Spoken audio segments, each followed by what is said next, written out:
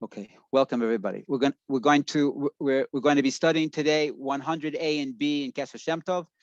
It's actually, even though it's split into two, it's one long it's one complete idea. It discusses some names and how to understand the names from a Kabbalistic names of God, how to understand it from a Kabbalistic perspective, and in particular, it's talking again about the inyan from Haktochas Hagvuras B'Shorsham, to sweeten the severities in their source, meaning to take bad things and turn them into good things. But before that, today is the last day of Hanukkah, and I wanted to just we're looking at the clock. It's 3 minutes after the hour. We're going to spend not more than 10 minutes talking about the last day of Hanukkah, but it's very important to me. And I wanted to share it with you. First of all, today is the last day of Hanukkah. Okay, Hakol holech achar asiyum. Everything goes out to the end. If a person hasn't lit Hanukkah candles yet, if he hasn't said the Al Hanisim prayer, he can say it now for the night, and certainly tomorrow, Al Hanisim, and tomorrow afternoon. If he doesn't light the candles tonight for whatever reason he cannot, you can light them tomorrow without a blessing. And I strongly suggest that whichever way to light the candles. The candles are very important. This idea of Neros La'ha'ir, the power of Hanukkah, invests in every single person the ability to stand up against the environment, to shine, to be an example to others. Now, I want to, okay, that's that's in general, that's always the idea of Hanukkah, but the last day has two different aspects that are very important. Each night we lit an additional candle. The first night, last Sunday night, we lit one candle. Here it is, Sunday night, we're lighting 8 candles. Each night an additional candle. So that means that all of the 7 candles are included in the 8th night. In other words, 8 is 7 plus 1. That means, first of all, and I'm speaking to each of us, I'm speaking to myself, anything that wasn't done in a complete way during, one second. I'm in the middle of a shir, Oren, I'll have to call you back, bye. Right, let me just turn off my phone.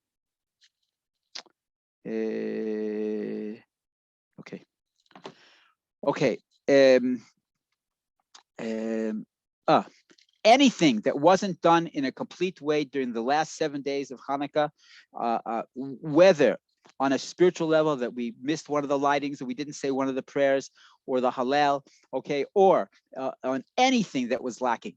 Here's the 8th day. The 7 are all included in the 8. We can transform. We can repair and redeem anything that was done during the other days in an inappropriate way. Not only that, and I hope that was clear. Okay, we can go backwards in time. The 8th day includes everything else in it. When I use the fulcrum of not being happy about something that happened in the past, and I do it better now, with the 8th day has that ability to transform over the days before. Not only that, what's the difference between 7 and 8? And this is something that we have to literally invest in ourselves. You have the 8 days of Hanukkah, you have the 8 days of Sukkot, you have the 8 days of Pesach. Okay, what is this idea of 8 in Judaism? 7 are the days of the week. 7 is the normal cycle. Is what we spoke about last week. The 7 candles of the Beit HaMikdash. When things are normal, you only have to do the normal thing day after day. But what is 8? Higher than nature, breaking through all the boundaries. So not only does the 8th day of Hanukkah able to transform all the days, the previous 7 days that weren't complete, to give each person that ability to stand up against their negative environment, to be who they truly are, to use their strength in the fullest way, that they shouldn't be held back by the challenges in their inner life or their outer life. Not only does it fix the last days, 7, the 8th value over 7, the higher than nature ability means we can take it with us into the entire coming year. And that's why the service today is so important. And actually, we're going to be speaking all about Hamtokas Adinim, the sweetening of the severities, transforming darkness to light in the class today. Okay, and so that's number one. I just want to share. I'm going to take what took an hour discourse, and I want to give it over in 5 minutes, and then we're going to move on to the content of the class. This is something that I heard from a colleague of mine. His name is Shner Ashkenazi, and he says something very simple. We in Jewish tradition, we don't glorify generals. You know, Moses was a general. King David was a general. Our history is filled with battles, okay, but where do you see that the names of the generals were glorified? We don't. Why? Because who's the one who does the fighting is God. Okay, we don't have to glorify the generals. And yet, look at how the prayer for Hanukkah begins. It starts off that what's the words exactly? 1 second.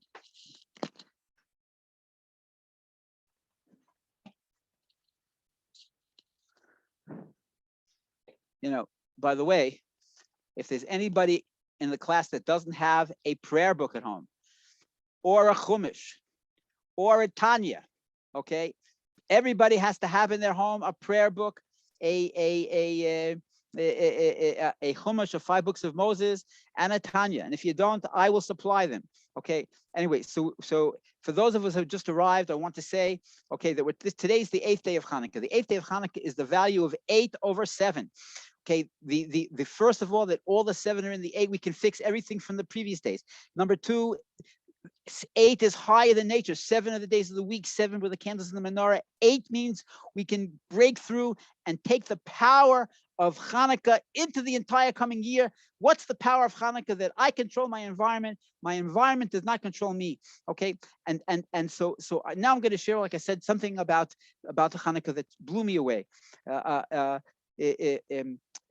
Where do you see in Judaism that we glorify generals? We don't glorify generals. Who wins the wars? God wins the wars. Okay, and yet 3 times a day, 4 times on Shabbos, we talk about the general of the Chashmonaim of the Maccabees. And how does it go? It starts off with 1 second. Okay, it says B'mei Matisyahu ben Yochanan Kohen Gadol HaChashmonai Uvanav. In the days of Matisyahu ben Yochanan, the high priest of the Chashmonaim. And we say it's 3 days, 8 days, nonstop. What is this?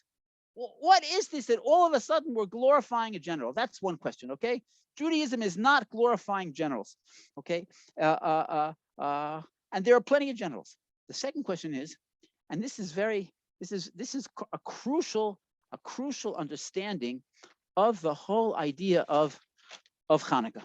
Okay, what do we say? If you read the prayer, and I hope everybody at least once reads the prayer with intention in a quiet place and thinks about the words of the prayer, you know. So it says again, there was a battle, and they were terrifically outnumbered and out-weaponed, and in every way, okay, and experienced soldiers against a bunch of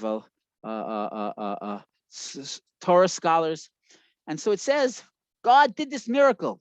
He gave the strong over to the weak, and he gave the many over to the few, and he gave the impure over to the pure, and he gave the wicked over to the righteous, and he gave the sinners over to the Torah observant, to the Torah students.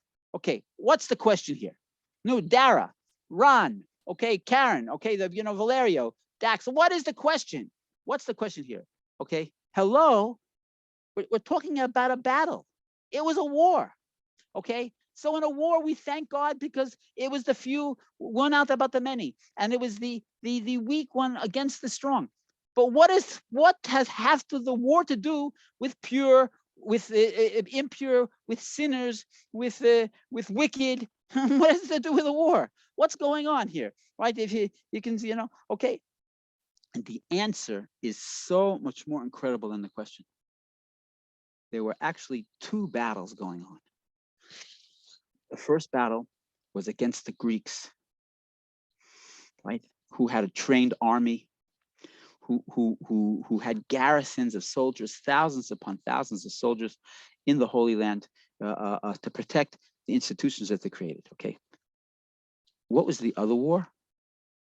The other war was against the Jews that had been Hellenized. It started out as a civil war, right? The whole, not just Israel, the whole world had been transformed with Greece. Today, the world is transformed by Greece. Democracy, the value of knowledge, okay, sports and art, that all came from Greece, right? Matisyahu would go to somebody in the street and say, hey, you're not following Judaism. And he'd say, old man, are you nuts? Everybody's doing it, okay? What were the mitzvahs that the Greeks chose to push to get the Jews? Like we said, that they didn't want to kill the Jews. They wanted to assimilate them, to Hellenize them. What mitzvah did they choose? They chose Shabbos, they chose circumcision, and they chose the calendar. Those are the things, first three commandments that they forbade. Why? Because those are the things that set the Jewish people apart from everybody else. Shabbos, right? That we take one day out of seven to serve Hashem. Okay, that we realize that God is the one that makes the world work, not Shaul Leiter and his machinations. Okay, and the second thing is circumcision, that actually makes our bodies look different, and in that sense they also went after the Jewish people and their clothes and all the things.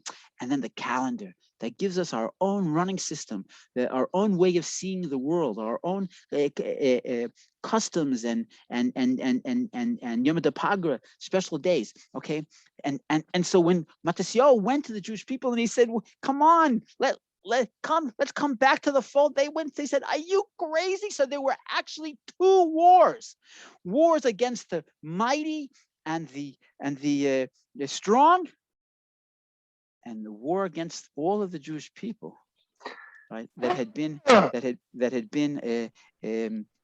Hellenized.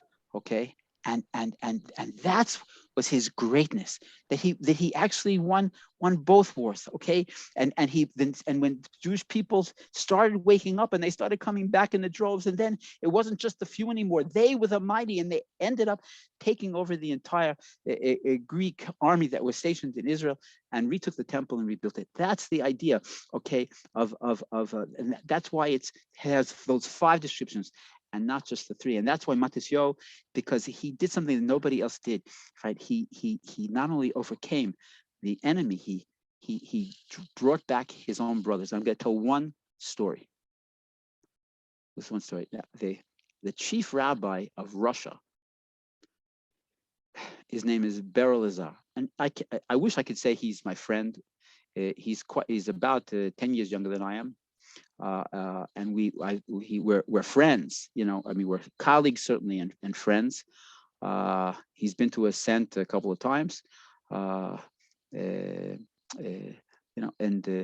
it's just an unbelievable thing. He's been in place something like 15 or 18 years already, through all of that's going on in Russia and all of the successes and difficulties of Putin. He's been incredibly clever enough to be able to maintain his position and to do incredibly good for the Jewish people, both in Russia and around the world, considering all of the limitations. So in the very beginning of his he was actually a rabbi in Russia, and he got to know Putin, and Putin was actually the one who appointed him to be the chief rabbi. Okay, beseda. So it was in the early years of his position, and it was the Friday of Hanukkah, and he had to light candles. Okay, and everything like all of us who made Hanukkah last Shabbos, it's like a panic. Right here in Israel, candle lighting is at 4 o'clock. You have to light the Hanukkah candles before you light the Shabbos candles, because once a woman lights the Shabbos candles, she's in Shabbos, and so therefore you have to light the Hanukkah candles before, because you can still do work after lighting the Hanukkah candles, but after lighting the Shabbos candles, you're not supposed to do any work anymore. So you have to get the whole house ready, set up the candles, light the daven mincha, the afternoon prayers, light the candles, and everything be ready right away for Shabbos.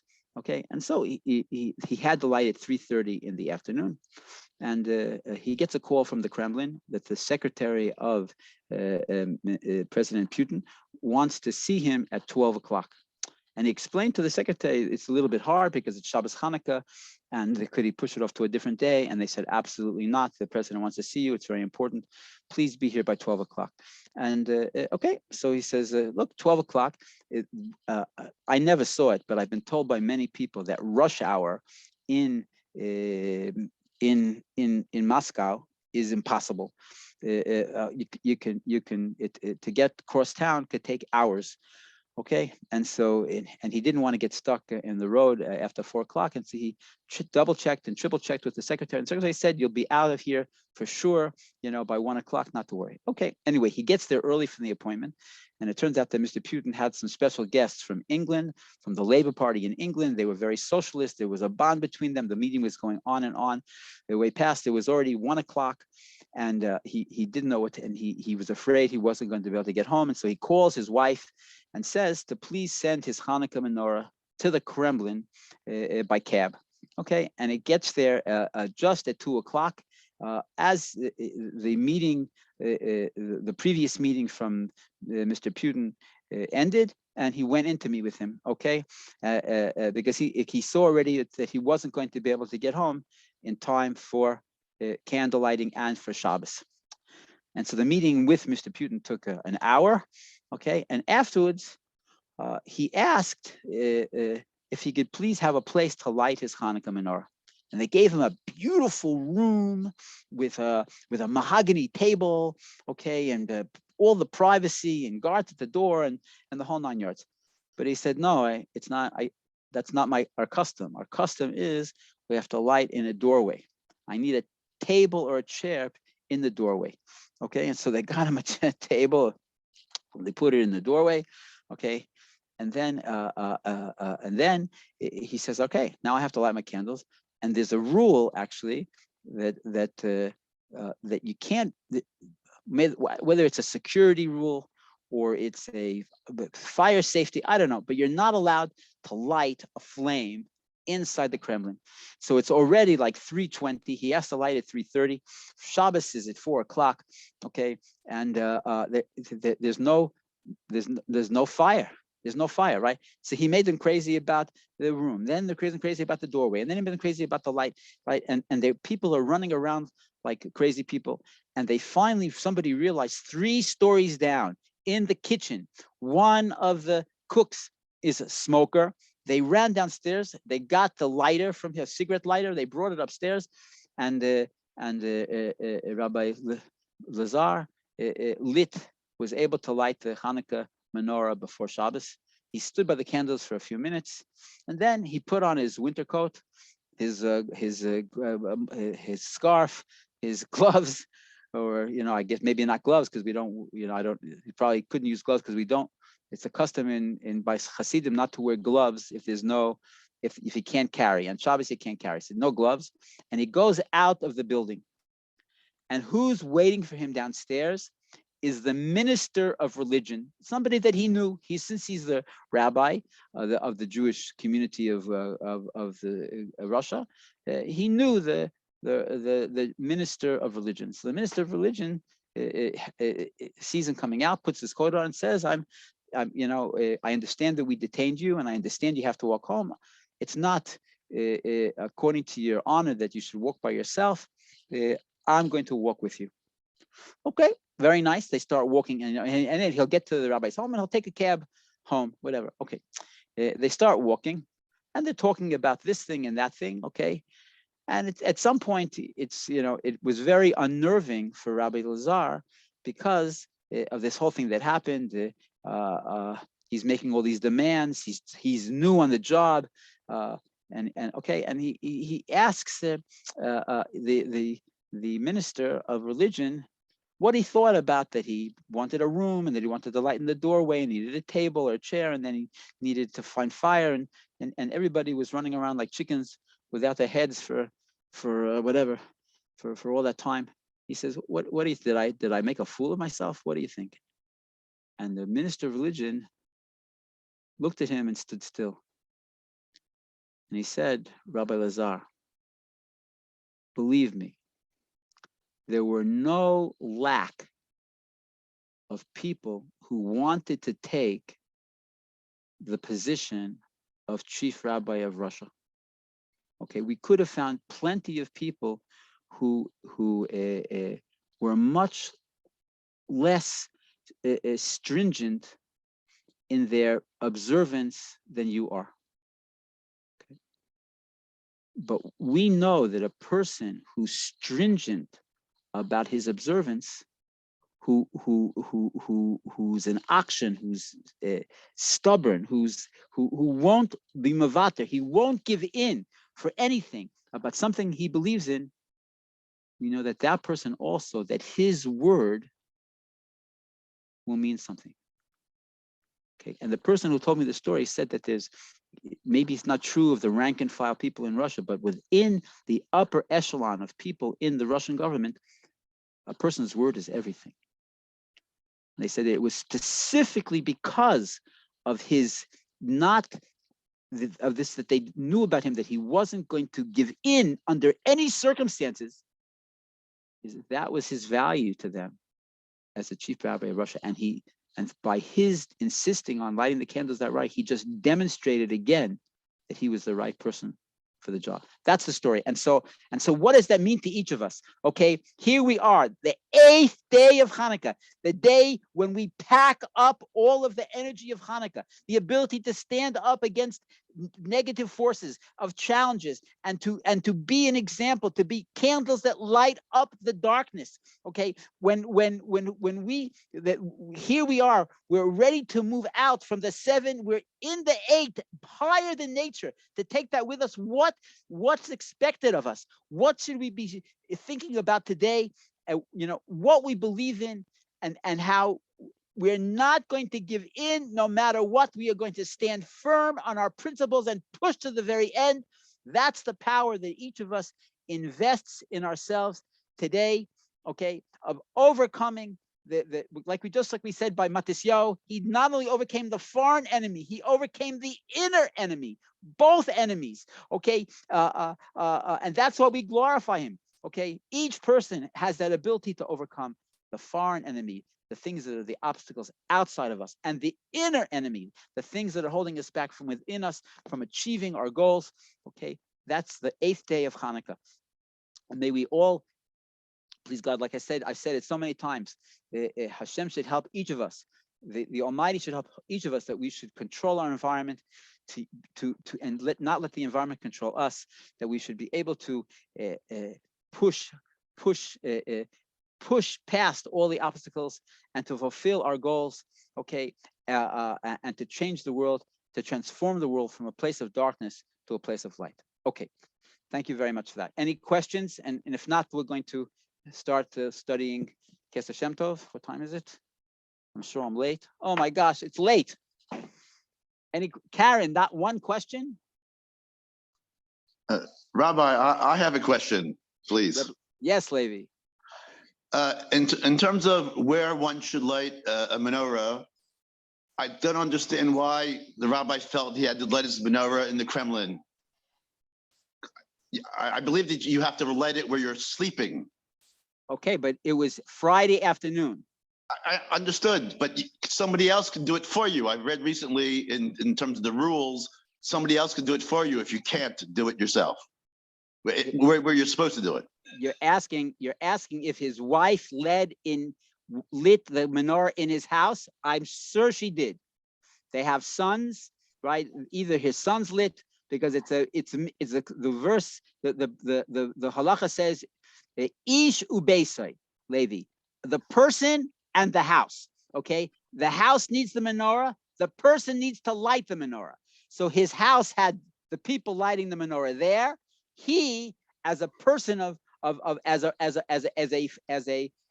a observant Jewish person, he also had to light his menorah, even if he was not able to light it at home. And so therefore he lit it. Okay.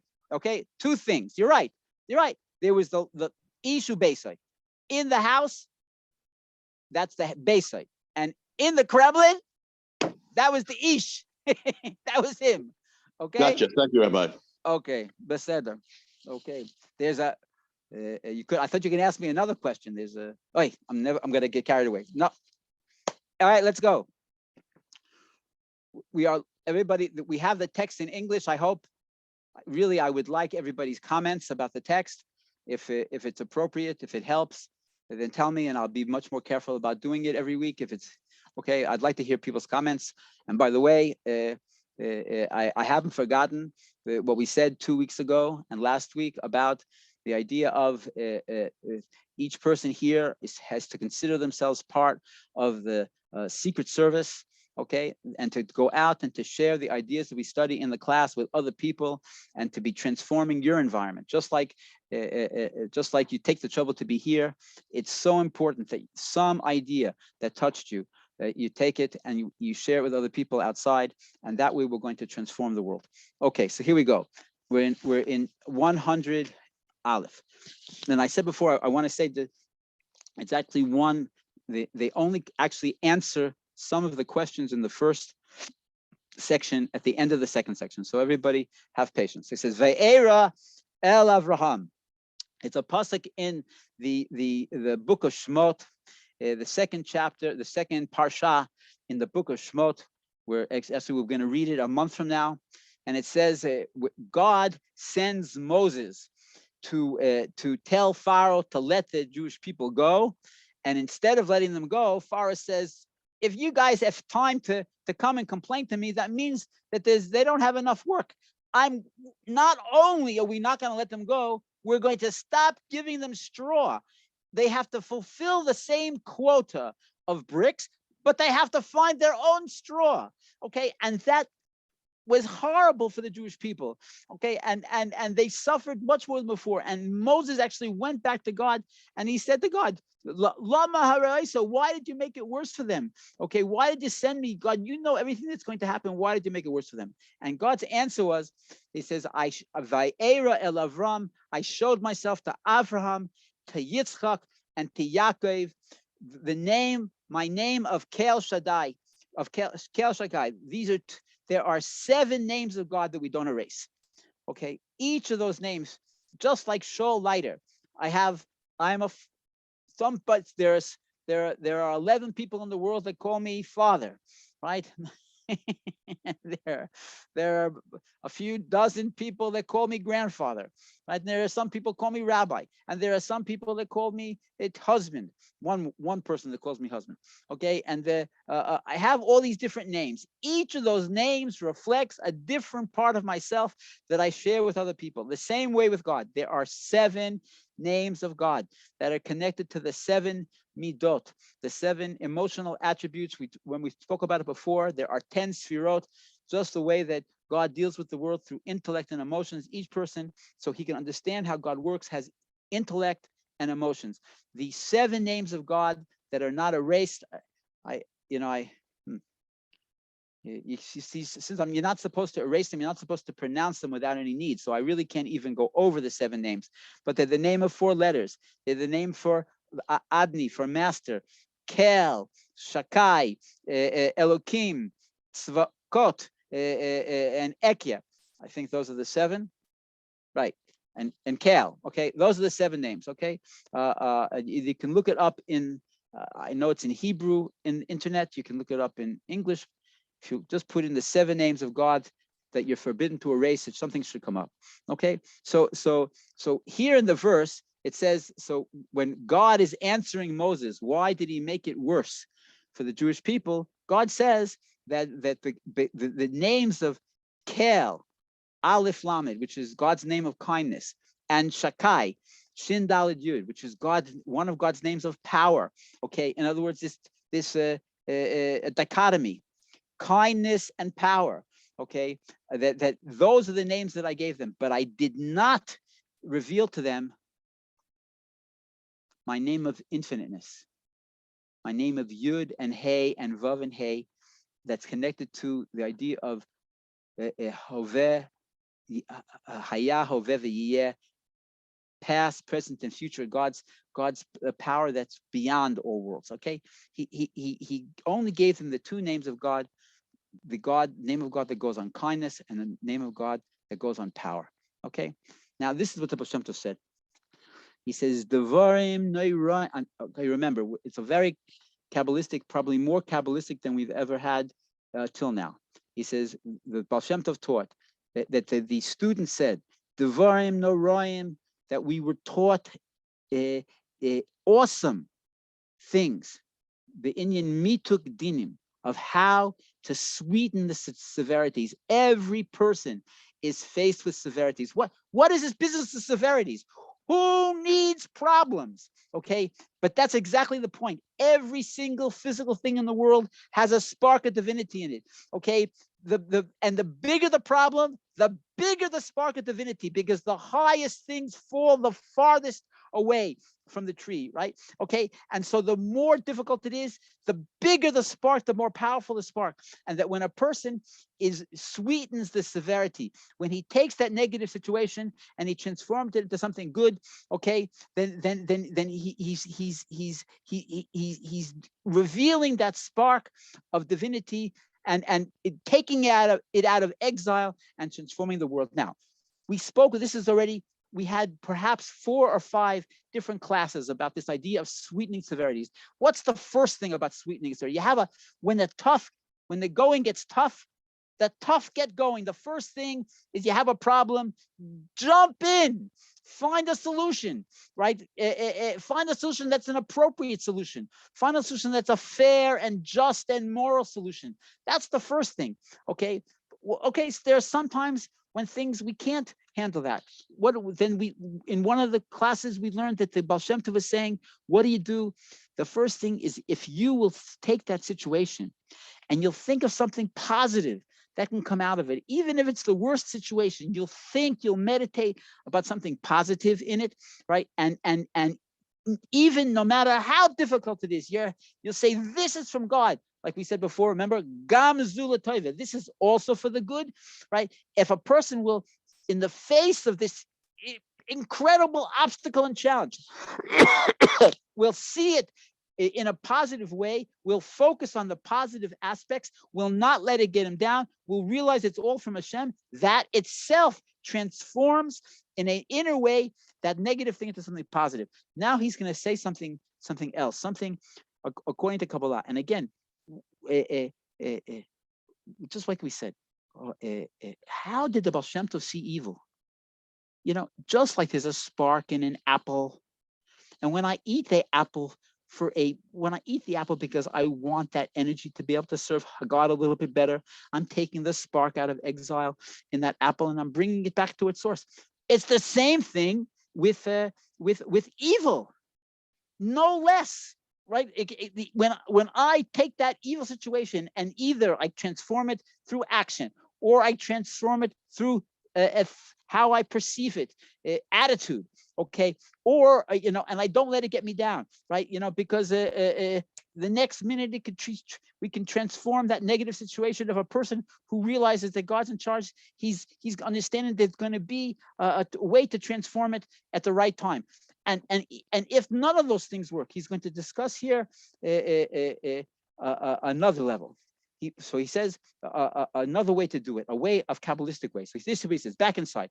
He says, we heard from our master, Devarim Noraim, awesome things, the Indian mituk dinim, with the sweetening of the severities. Specifically, there are 2 types of severities that the Kabbalah, the Zohar, and it's developed in the writings of the Ari Kadosh, the holy Ari, and afterwards we're going to discuss it from the Baal Shem Tov.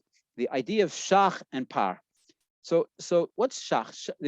We're dealing with the Hebrew letters. I just wrote them in English in the transliteration shach, but shach is 2 letters, shin and chaf. Shin and chaf is a numerical value of, shin is 300. Chaf is 20, 320. What is 320? It's 5 times the numerical value of the word din. Din means judgment, law. It's something that's immovable. Okay, and so the idea of shach are the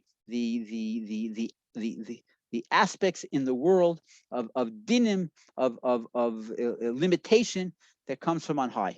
Okay, that's one. 1 second. Let me. I wrote a whole page of notes about it. Right. Okay. You see, it says there's another concept called the Gevurot, the 5 severities.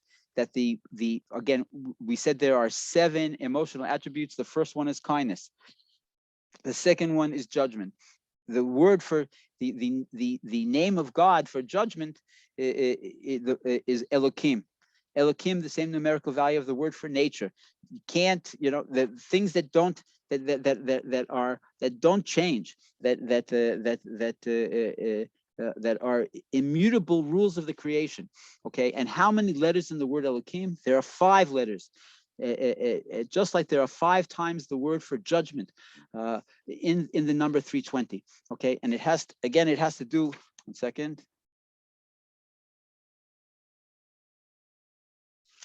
All right, with boundaries. What's the second name? Pei Reish. Pei Reish is 280. Pei is 80 and Reish is 80. So it's Shach and Par. Shach and Par are the 2 names, the names of the entranceways of evil into the world. And a person's job is to take those 2 negative things. Again, one is about the idea of judgment itself. The other is the idea of boundaries. Okay, the first one, Shach, is about judgment, right? And the word Par is about boundaries. Par is 280. 280 is the numerical value of. There are 5 letters. It's called Menatzpach. Mem, Nun, Pei, Tzadik, and Chaf. These are the 5 letters in the Hebrew alphabet that have a special form for the end of the word. Okay, in other words, the letter Aleph has only 1 form. The letter Beis has 2, a Beis, Bet, and a Vet. Okay, the letter Gimel has 1 form. Okay, but for instance, the letter Mem has 3. No, 2. Right, 2. Right, Mem and Mem Sofit. The Mem at the end of the word. There are 5 letters in the Hebrew alphabet that have a special form. One of these 5 letters have a special form for the end of the word. What does that mean? The end of a word means stop. Can't go any farther. You can break your head against the wall and it's not going to budge. Okay, that's the idea of boundaries. So the first one is the idea of just judgment. The second idea of Par is the idea of boundaries, stopping the flow of energy. Okay, and so that's what he says. So a person has to realize, no matter what happens, no matter what he's up against, no matter whether it's this idea of just rishus, evil, okay, or the idea of boundaries of situations that the rules are confining me, okay, whichever way it is, my job is to sweeten that severity, and to sweeten the severity at its source, to think about that this is something that came from God, and it's not just to frustrate me. It's because God wants me to do something about it. Okay, and I try my best to do something about it. Okay, and sometimes if I can't do anything about it, I have to reframe it. I have to see it I have to add it, have to work on it with my attitude, and I have to find something positive in it. And if none of those things work, he's going to say now something else. He says, what about hamtakas? So in addition to this thing of transforming evil to good, there's another whole area. Hamtakas hayhurim. What about negative thoughts that I have? What about negative thoughts, things that, that are stopping me from moving ahead? Thoughts of failure, or thoughts to do sins, God forbid. So we said before that the Chassidim, the followers of Baal Shem Tov, said that this idea of actually being able to transform thoughts is something for the tzaddikim, righteous people, and most people are not able to transform their thoughts, okay, on their own. It says by tzaddikim, the negative thoughts they have are the negative thoughts of other people. And so they're much easier to transform. But when a person has their own negative thoughts, to try to take a negative thought and transform it, it's very, very difficult. Most of the Chassidic leaders say, and therefore a person should just push it away. Push it away. You have a negative thought. The first step with a negative thought is to push it away. If you get involved with something dirty, you're going to get dirty. Don't think about it. Push it away. Okay, that's the in general advice. But he's going to say here something else that's very interesting, and it's not a contradiction to what I just said. He says, look, what about not only do we have to transform the pshach and par, the judgment in the world and the boundaries in the world to do our best to transform to something positive? What about negative thoughts? What about sweetening negative thoughts that we have? See, so he says that's through the word shakai, shin dalid yud. Okay, that there's the Baal Shem Tov said that if there are 22 letters in the Hebrew alphabet, if a person takes certain words and he replaces the letter of that word with the next letter in the Hebrew alphabet, it's just like if you had the word ABC, if it was a word. So ABC, if I would change the A to the next letter, would be a B. And I change the B to the next letter, it would be a C. And I take the C to the next letter, it would be a D. So if instead of saying ABC, I would say BCD. Okay, that's a transmutation of the word. And that becomes a power for the good. And that's what he says here. If I take the 3-letter Hebrew name, those who read Hebrew, those who can see the Hebrew there, the 3 letters in Hebrew are Shin, Daled, Yud. If you take those 3 letters and you take this letter after the Shin, which is a Tuf, and the letter after the Daled, which is a Hey, and the letter after the Yud, which is a Chaf, and you reverse the order, so it becomes, you can see it in the text, Chaf, Hey, Tuf, that itself is another method for sweetening the severities at their source. Okay, that when we take a negative thing and we go on to the next letter, we progress with something that's holding us back. Shaddai, Shakai, I don't want to say a word, is this God's, the force of power in the world. When I progress with it to the next letter, that transforms it, that sweetens the severity. Okay, there's like almost a whole book about that particular name, the Chaf, Hey, Tuf, that it says that it's connected to, there's what's called, I'm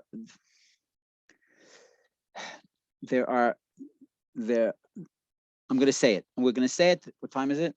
We're going to just say the words, and so it should be complete. And anybody wants to ask questions about it can ask me later, okay? But there are many ways to spell out the main name of God that we said is God's name of 4 letters, Yud and Hey and Vav and Hey. And now each letter of God's name can be spelled out, like the word letter Yud can be spelled out as it sounds, which would be 3 letters, Yud Vav Dalet. Hey can be spelled Hey Hey or Hey Aleph or Hey Yud. Vav can be spelled Vav Aleph Vav or Vav Vav, okay, and the same thing with the final Hey, Hey Yud, or Hey Aleph, or Hey Hey. There are different ways to spell it out. Based on those different ways to spell it out, you have 3 archetypal power names of God. There's the name of God with the numerical value of Ma 45.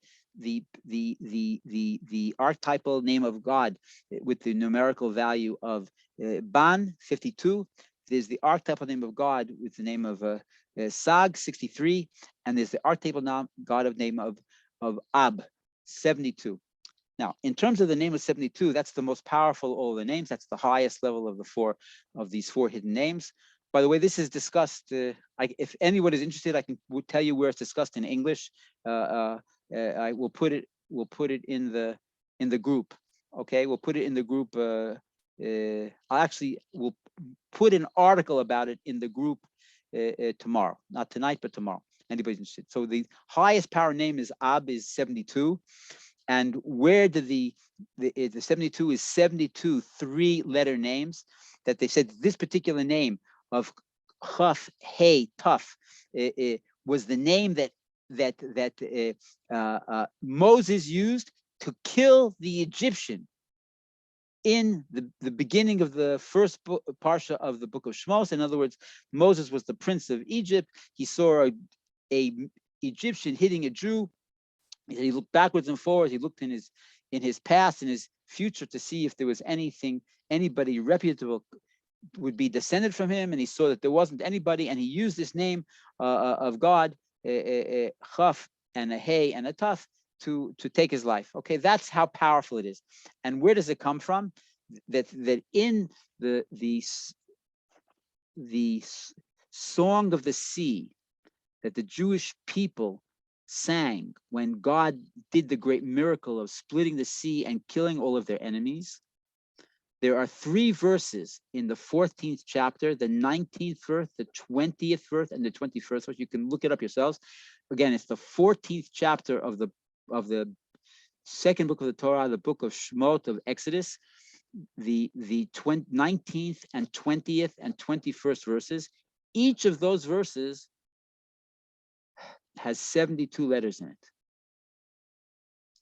And by combining the numerically, like the first or the fifth or the 20th, whatever letter of the first verse with that parallel letter in the second verse and the parallel letter in the third verse, that gives us 72 names of power. Okay, that's the source of it. And so that's what he says here.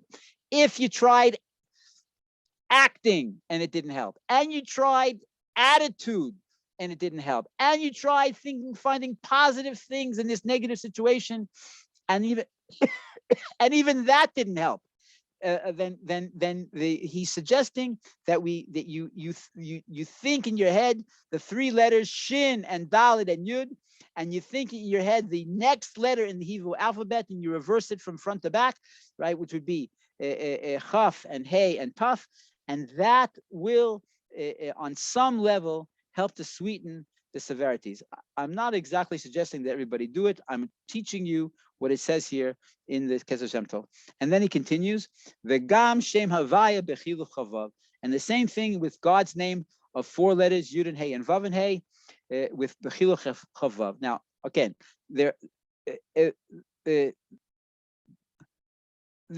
those words are probably a mistake, and in the English I translated it. There's 2 different sources. One says it's called in another edition of this book that we're studying, Keter Shem Tov, it says, don't read it b'chiluf, take out the word chiluf, and it says the numerical value 26.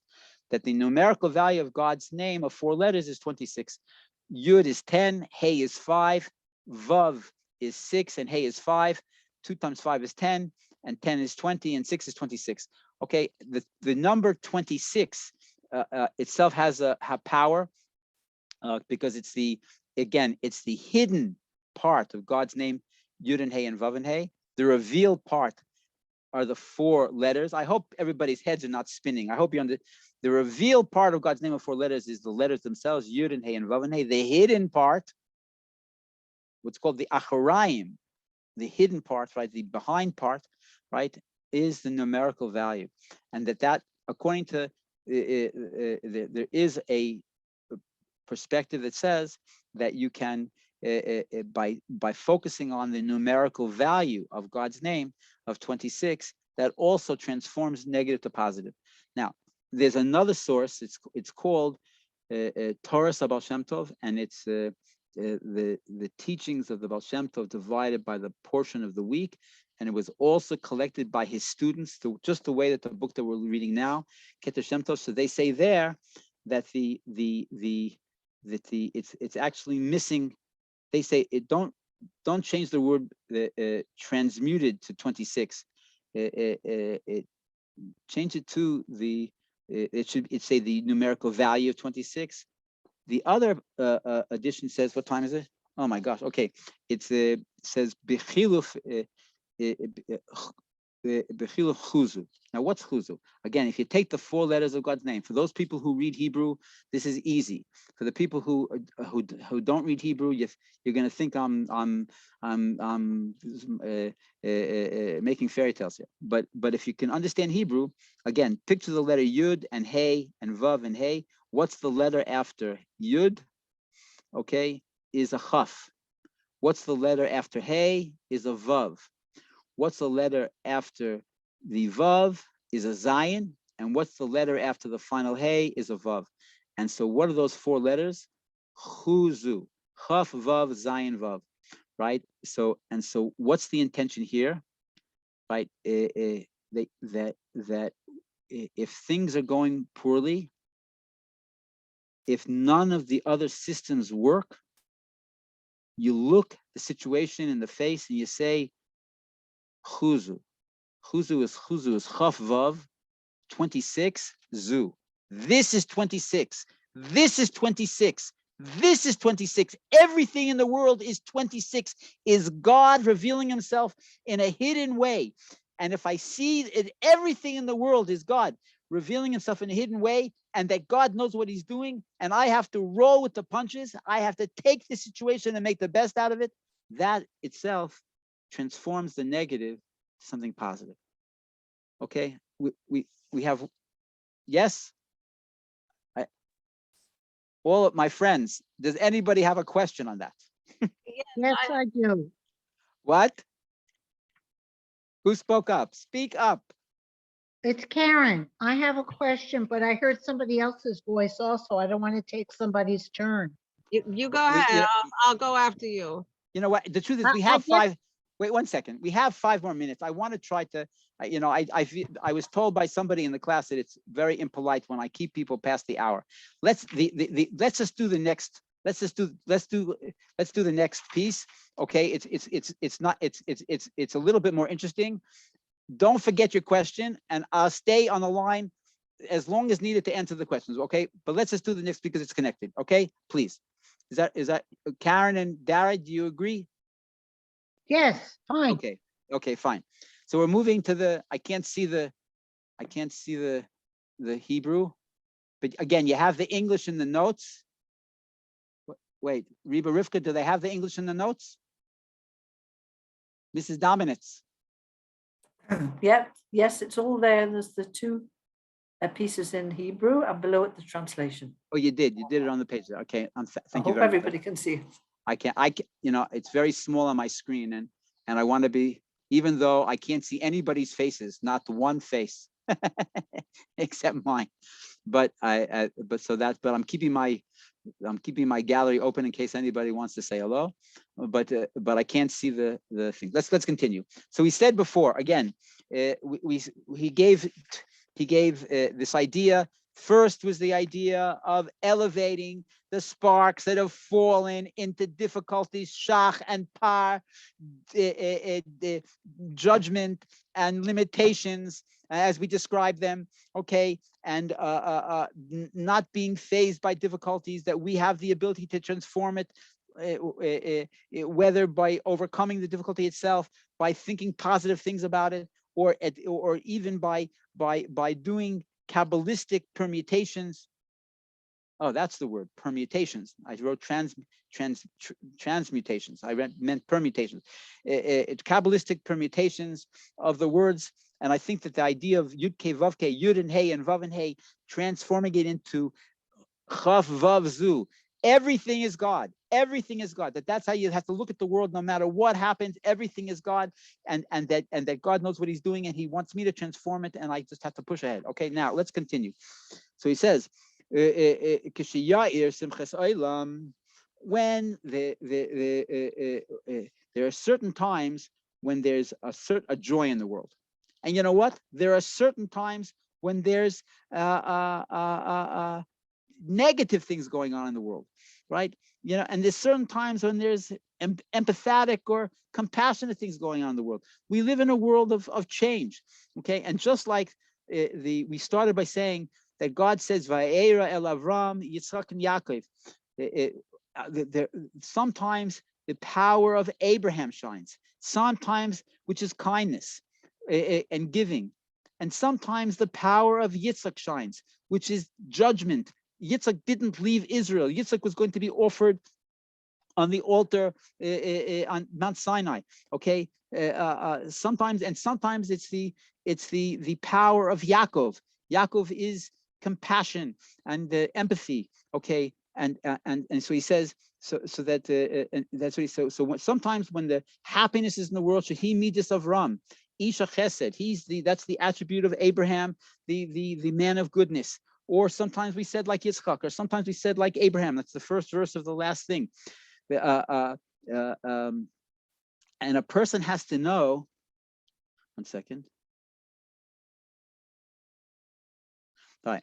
Okay. And so when the first thing about elevating the sparks, the first thing about taking the sparks out of exile, the first thing about transforming the world is a person has to realize when the world is shining with goodness, you have to, that's the time to take the good sparks and elevate them. You know, happiness, friendship and love. Okay. When sometimes it's sparks of gevurah, of difficulty, of judgment. Okay. It doesn't mean I'm supposed to fold up shop, fold up the table and give up, let go of everything. It means that that's the time when the going gets tough, the tough get going. I have to touch and take the negative things and uplift them. When it's a time of difficult times, God wants me to use my ability to transform the negative things. And sometimes it's an idea of compassion, okay, of not the giving of Abraham and not the judgment of Isaac. Sometimes it's compassion. Sometimes when those things are happening, I have to elevate those sparks. That's my job as a Jewish person. That's my mitzvah. That's what I'm here for. Okay, I'm looking at all of us here. Baruch Hashem, there's some people, right? Each person has that realm that they live in, that world that they impact upon, right? Either we are impacted by our environment or we impact on our environment. Some people, it's just that nice conversation with a neighbor. Somebody, it's with our students. The next person, it's with the people that we work with, okay? And some people have a reach that's closer to their home. Some people have a reach that's in their community. Some have a reach that's international, right? We have to, a Jewish person, the Baal Shem Tov is teaching us that you have to be sensitive to what's going on. When the energy is good, you go for the things that can be transformed with good energy. When the energy is difficult, you have to. When the going gets tough, you have to go for the things that negative energy. When it's compassion or empathy, you have to go for those things. Okay, a person has to constantly be sensitive to what's happening in their surroundings. Now he's going to continue. Okay, this is we sing the same again. We started the thing. The verse started in the last piece. God says, I showed myself to Abraham, to Isaac, and to Jacob, and I revealed to them the names of God, Kel, Shakai, Aleph, Lamed, and Shin, Daled, Yud. Okay, so what happens? Guys, what happens when you come to a situation and it's completely impossible? Totally 100% impossible. It's like I can't even think about it. Okay, I can't deal with it. I can't. So the Baal Shem Tov says the secret is in Kel Shaddai, Kel Shakai. I keep saying it. God protect me. God forgive me. He says, what does the Talmud say? The Talmud says that when God created the world, there were 2 points. There was a point, and the point started moving in 4 directions. One line going with, and one line going, I don't know, right and left and front and back. It's expansion. What does expansion mean? From the one point that was close to God, it started expanding towards evil. He actually says it here very clearly. He says, what does it mean? Kel Shaddai. Kel Shaddai is. It says it's the Talmud says it's an acronym. Amar la'olamo, he says to his world, Shaddai, it's enough. Enough. Sometimes we can say to God, like God said to his world, it's enough. We can say to God, it's enough. What does that mean? It's enough. He says like this. Look inside. He says, Kia oilamais hoy yordim mispashtin ad amkia klipos. The worlds were expanding in 4 directions, going, running wild, farther and farther and farther away from holiness. Okay. And at some point, God said, enough. die. The word die means enough.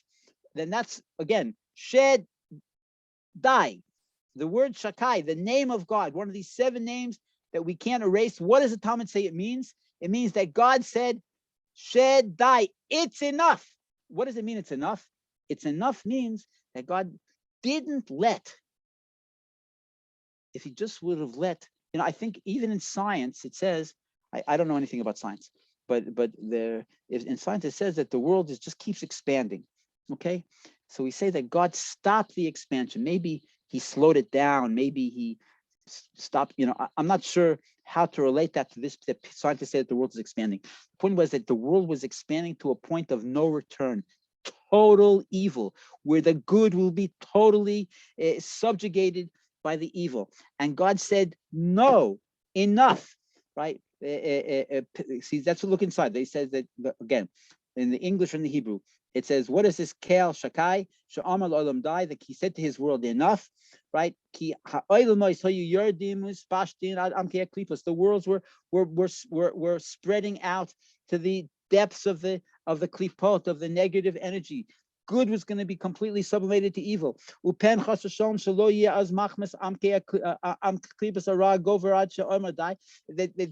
get to a point where there was no possibility of any good. So God said, stop, enough. That enough is the whole secret. My friends, everybody, in other words, when the situation, we're allowed to say to Hashem, it's enough. God made a world where there's a chance to transform, no matter how dark it is, there's a chance to transform the negative to positive. There's always a chance. That's what the word Shin Daled Yud means, Shedai. He stopped the evil from spreading to the nth degree, right? There's a limit to evil in the world. In the end, goodness will triumph. Okay, and sometimes if we're faced with an impossible situation, we ourselves are allowed to say, right, to think of the word Shin Daled Yud, Shedai, it's enough already. And that also, right, that there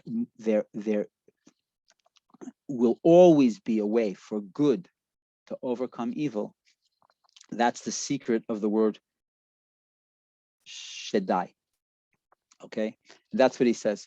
That Im Kain, that when a person meditates, that the world, God will not let the world be transformed totally to evil. There will always be a place for good to overcome the bad, okay, and never that the bad will overcome the good. Chas v'shalom. Im Kain yesh l'matei lahalot, and therefore, with that ability, the last line in the piece, therefore, each of us has the ability l'matek, to sweeten, ulahalot, and to elevate kol ha'inyanim, all of the negative things, l'shorshan al yedei shem zeh, just by thinking about Kel Shaddai. Kel is good, Shaddai is power. But when I say, don't read it, the 2 words Kel and Shakai, read it. Amar la'olama Shaddai. God said to his world, it's enough. Evil has a limit. And each of us were given the tools to overcome those evils and transform it to good. Okay, I'm finished. Thank you very, very much. Now, what time is it? Okay. Anybody have, first of all, thank everybody for coming. Thank you, each and every person. Thank you. Okay. Any questions? Yes, I have Nora, a question. Karen, what were you going to say? If somebody else wants to go first, I can wait. It's okay. Don't go. Okay. All right. When something bad happens, something negative, to phrase it the way you have, negative happens, I always try to see the positive, but in addition, I'm wondering if the focus can be on, it's not really negative, it is positive. But I think that's, we learned, again, that again, reframing is a Chassidic idea. When you take the letters of Yud and Hey and Vav and Hey, you take the next letter, right? Instead of yud, it's chaf. Instead of hey, it's instead of yud, it's chaf. Instead of hey, it's vav. Instead of the vav, it's zayin. Instead of the hey, it's vav. It means chaf vav. The 26 is zu. Everything is God. It's really good. Okay, sometimes I can't see it. Sometimes it's not obvious to me. Karen, do you hear me? It's not obvious to me. It's not, but it is good. And since we take the first teaching, the second teaching, that God made a limit to evil, and it's sometimes it's a war of attrition. I just have to hold on. If I hold on with my moral standards, if I hold on with my good actions, if I hold on with my smile, if I hold on with my clarity, I will overcome the evil. Okay. Okay, thank you, Rabbi. I have one more quick question. Sure. Let's say you know that there might be a possibility of something negative happen. Is it good to have I try to have backup plans so that I'm not disappointed. So Right. I create these backup plans. Like, for example, I'm supposed to be in Israel in March. That might not happen. Okay, Right. I'm going to do the JLI. So I try to create a backup plan. Is this something that is a good thing that I absolutely, a backup plan is one of the methods for transforming negative into positive. Okay. Whether you think about it, you made me think of something. Somebody sent me some quotes from Mark Twain, and he said, I spent most of my life worrying about negative things, most of which never happened. A person doesn't want to spend all of his time thinking that something negative is going to happen, that their plans are negative. You have to think positive. Okay, but it's important also to have a plan B, absolutely. And that's having a plan B is part of transforming the negative into positive. Absolutely. Nobody, you're stupid if you drive around in your car either without insurance or without a spare. You need both insurance and a spare tire, right? That's it. Okay. Okay, Dara, what were you going to say? Yeah. So when you were talking about shach and par, so you explained that shach is 325 times din, Din. and then you Right. said par is 280, but I don't know that you explained the significance of the 280. 280 is the numeric. Oh, sorry. Thank you very much. First of all, that word, the second name of God that we can't erase, which is I'm gonna say it for teaching purposes, right? It's Adonai, right? So what is that word? Aleph Daled Nun Yud is the word din with an aleph. In other words, God is in the details. God is even in the limitations, right? One of the 7 names of God that we don't erase is the word din and an aleph. Aleph is Alufah Shel Olam. The master of the universe is even in every judgment, every difficulty, every challenge. Whoops. Every challenge, every problem. Okay. Now that's shach. What's par? 280 is, I'm sorry if I didn't say it, is the numerical value of the 5 Hebrew letters that have a final form, which they are menatzpach, mem, the letter mem, and anybody who doesn't know the Hebrew alphabet and didn't ask for the free chart that Ascent is offering, I can't help you. You have to ask for the free chart. Mem is 1 letter. Nun is a 2nd letter. Menatz Tzadik is the 3rd letter. Menatzpach Pei is the 4th letter, and Chaf is the 5th letter.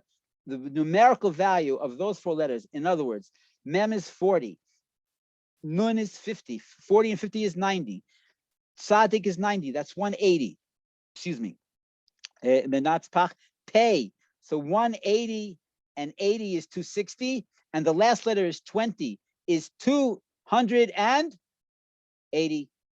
That's okay. So par is the name of the klipa, is the name of the husk that covers the holiness, and that number comes from the numerical value of the 5 Hebrew letters that have a final form. Okay, Dara, does that answer? Yeah. Okay, that's not very satisfying. Okay, there's a whole chapter in Pri Etz Chaim about explaining the different things, and I'm myself going to look it up after the class, or I didn't have a chance today. And if I have something interesting to say about it, we'll bring it up tomorrow. Does anyone else have any questions?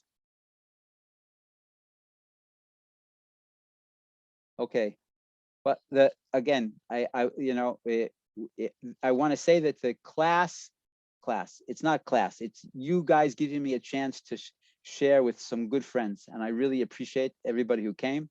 Okay, and so we spoke. I was trying to share today this idea. Again, the Baal Shem Tov saw the world in a very utilitarian way. If there's a problem, I have the tools to fix it. Whether I can fix it outright, whether I can fix it with reframing, whether I can fix it with attitude, whether I can fix it with meditating, I have tools to fix it. And since evil is limited, good will always overcome evil. And sometimes I just have to not underestimate my strengths. Please God, we should not underestimate our strengths, and we can push and overcome. I have a friend who is ill for the last 2 months, and it was I was watching him and I was getting scared, because he's not changing. It's not changing, and pow, just like that, one day he like stepping through from one room to another. The main difficulties went away, and then he's flying past. Okay, we just have to last. God should give us the power to last. That was what we talked about today.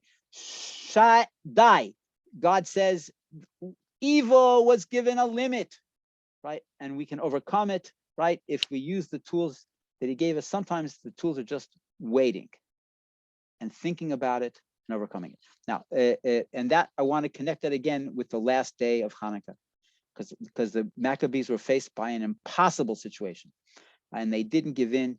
They pushed ahead and they overcame everything to the point where they were able to rededicate the temple, right? And God showed that they had done the right thing by having the miracle of the candles staying lit for 8 days, even though there was only one pitcher of oil that was only enough for 1 day. Okay, and the same way with us. When a person makes a decision to be a candle that lights up the darkness, God will give him the tools and the abilities to overcome the negative situations. Thank you very much, everybody. Valerio and Sergio and Ionut, right? And Renata, hi, Renata, welcome back. And Dr. Herman and Ron, Dara and Aris and Lizetta, and my faithful assistant, God bless her, Reba Minna and Dax and Karen. Have a wonderful week and a wonderful month. Today, if you're overseas, Sunday was the second day of Rosh Chodesh. We said many times Rosh Chodesh means the head of the month. Like the head controls the body, the head of the month controls the month. How we behave on this first day of the month is going to control the entire month. The last day of Hanukkah, which is Monday, how we control Monday gives us the ability to stand up to insane difficulties, illogical situations, things that defy our sense of right and wrong. Hanukkah gives us the ability to overcome all of them. Okay, have a wonderful week, everybody.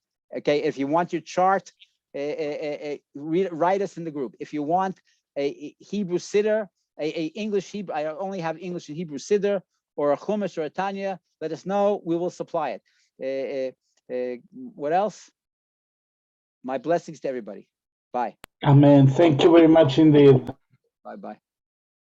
Toda Rabbi.